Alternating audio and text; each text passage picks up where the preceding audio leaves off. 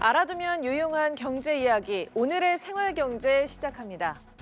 내일 서울 여의도에서 열리는 불꽃축제에 올해도 굉장히 많은 인파가 모일 걸로 보입니다. 그래서일까요? 한강공원에서는 이른바 명당 거래가 일찌감치 기승을 부리고 있는데요. 대표적인 게 불꽃놀이가 잘 보이는 명당 자리에 아침부터 돗자리를 깔고 자리를 맡아주는 아르바이트입니다. 오픈런이 아닌 전날 런으로 축제 하루 전부터도 여기저기에 돗자리를 펴고 자리를 선점하고 있는 모습들이 포착되고 있습니다. 또 티켓을 되파는 행위는 불법이지만 암암리에 재판매가 이뤄지는가 하면 주변 호텔 등도 여전히 웃돈 거래가 이뤄지고 있습니다. 풍성한 볼거리 때문인지 이렇게 눈살을 찌푸리게 하는 행위들이 여전히 이어지고 있는데요. 보다 성숙한 시민의식이 필요하지 않을까요? 국내 최대 규모의 세계 불꽃축제는 이탈리아, 캐나다, 한국 3개 팀이 참여했습니다. 올해는 27일 오후 7시부터 본격적으로 시작되는데 주말 도심 곳곳 축제와 집회가 예정돼 교통 통제가 이뤄질 전망입니다. 박준혁 기자가 보도합니다. 형형색색의 화려한 불꽃이 하늘을 수놓습니다. 1년 전 서울 세계 불꽃축제 당시의 모습입니다. 한미일 3개국이 펼치는 불꽃의 향연이 장관을 이루며 이제는 서울의 대표적인 축제로 자리 잡았습니다. 내일 열리는 올해 행사에도 100만 인파가 운집할 것으로 예상되는 가운데 주변 곳곳에서 교통 통제가 이루어집니다. 오후 2시부터 10시까지 여의동로의 차량을 전면 통제하고 여의나루로와 국제금융로 등 5개 구역에서도 탄력적으로 교통을 통제한다고 밝혔습니다. 마포대교와 한강대교 등의 일부 차로를 통제해 임시 보행로로 활용하는 한편 응급 차량 이용을 위해 비상차로도 확보하기로 했습니다. 경찰은 기동대 2천여 명 등 총 3,500여 명을 투입해 안전관리에 나섭니다. 행사가 열리는 여의도 한강공원뿐만 아니라 불꽃 명소로 인파 밀집이 예상되는 마포대교 북단 나들목, 용양봉 저정공원 등에 경찰력이 집중 배치될 예정입니다. 축제를 보기 위해 강변북로 같은 자동차 전용대로에 불법 주정차하는 차량은 견인 조치 등 강력한 단속도 진행할 방침입니다.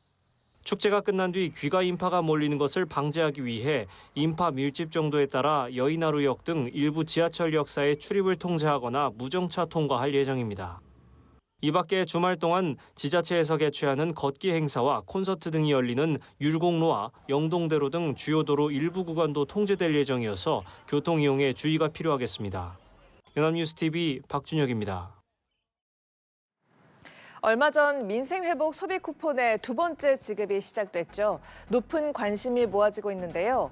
1차 소비 쿠폰 때는 음식점과 편의점에서 많이 사용했는데 이번에는 추석을 앞두고 농축수산물 구매가 많을 것으로 조사됐습니다. 김준하 기자의 단독 보도입니다.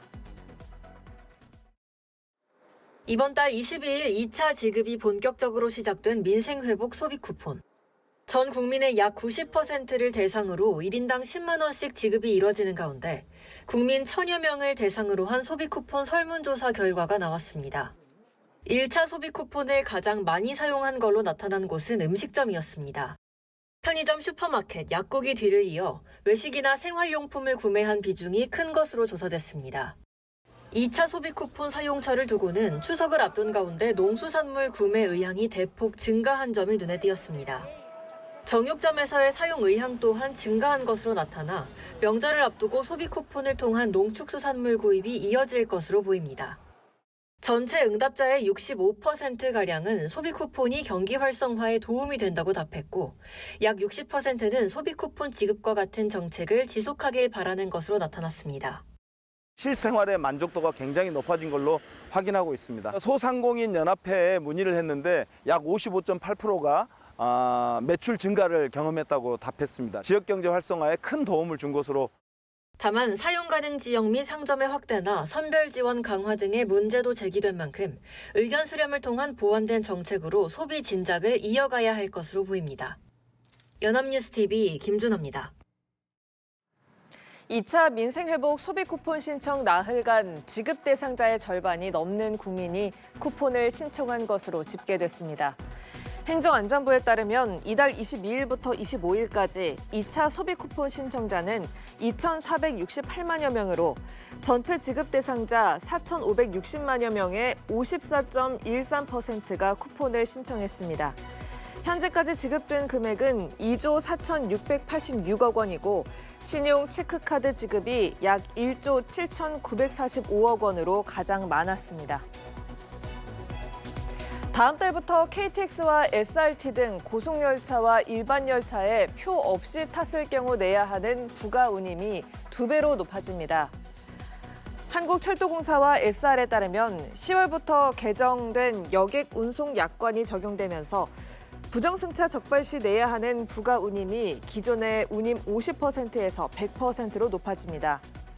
예를 들어 이번 달까지는 서울에서 부산까지 가는 KTX에 표 없이 탔다면 기존 운임 59,800원에 50%의 부가 운임을 더한 89,700원만 내면 되지만 다음 달부터는 100%의 부가 운임을 더해 119,600원을 내야 합니다. 부가 운임은 열차 내 검표 시 승차권을 갖고 있지 않거나 유효하지 않은 승차권을 소지한 경우 등에 적용됩니다. 마곡 선착장을 출발한 한강버스가 출항 10분 만에 방향타 이상으로 회항했습니다. 서울시에 따르면 오늘 낮 12시 30분 마곡 선착장을 출발해 잠실로 향하던 한강버스는 12시 40분쯤 가양대교 전 100m 지점에서 방향타 작동에 이상을 감지해 마곡 선착장으로 회항했고 승객 70명 전원이 하선했습니다. 해당 선박이 수리 작업에 들어가면서 오후 3시 30분 잠실 출발 마곡행, 오후 6시 마곡 출발 잠실행 선박의 운항도 취소됐습니다. 지난 18일 정식 운항을 시작한 한강버스는 지난 22일 2차례 고장에 이어 이번이 3번째 고장입니다.